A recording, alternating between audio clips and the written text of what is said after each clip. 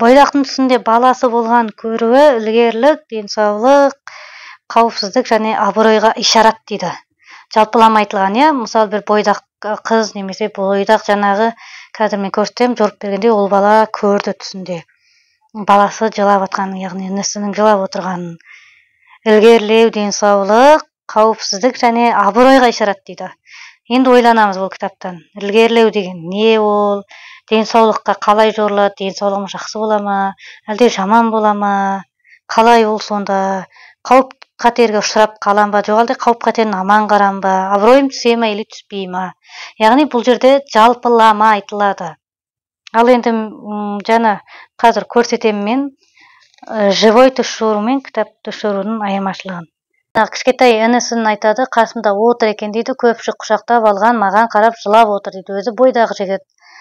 Сосын ұлдың жасын тұратын, 6 жаста ол бала дейді, кетерде қатты жылап еді, кетпеймін деп, анасы күштеп алып кетті дейді.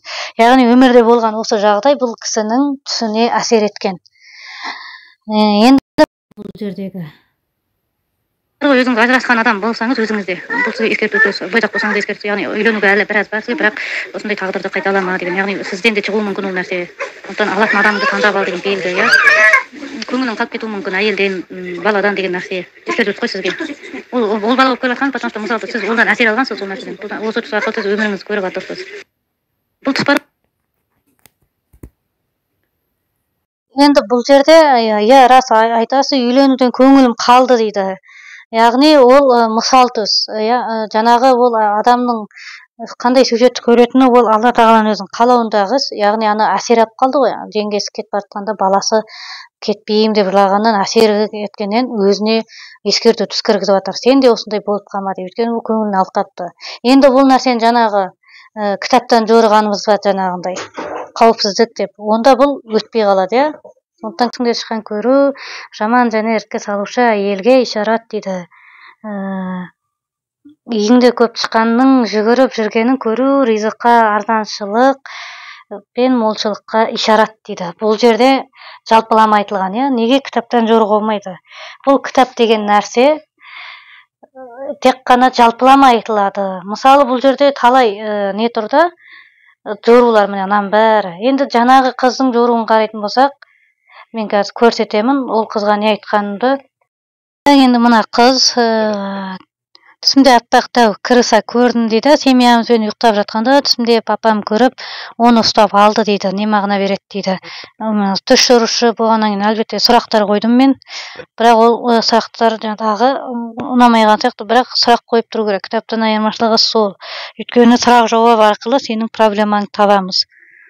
Енді осы түстің жаңағы жорылу ешкімге сенбейтін, ешкімге көп сыр айтпайтын адам болған үшін көріп жатыр. Ол жерден мен айтпағым, тышқан бұл жігіт болуы мүмкін.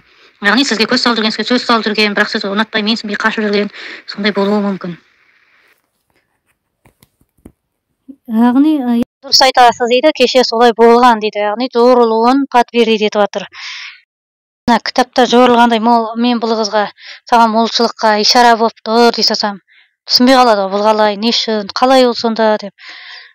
Кітаптан жорудың дұрыс нәрсесі, айта кетейін оны да, жаңағындай әртүрлі кітаптар болды, бір-екі үш қана сөзбен тоқтайтын, немесе жаңағындай бір тышқанның өзін жүзден аса өстіп ерінбей жазатын кітаптар да болады.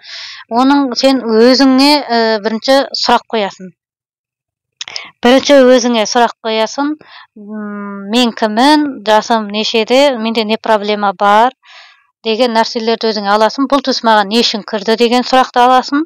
Одан кейін барып, жаңағы ұзын сонар түстің тізімі бойынша кірген нәрсені аласың. Мысалы, осы тышқан. Мен түсімде тышқан көрдім. Менің өмірімде не проблема? Менің главный қазіргі проблема менің жігітім. Мен бойдақпын. Енді кітаптан іздейсің, бойдақ кісінің тышқан көруі деген сияқты. Бұл да бір ғылым жатқан.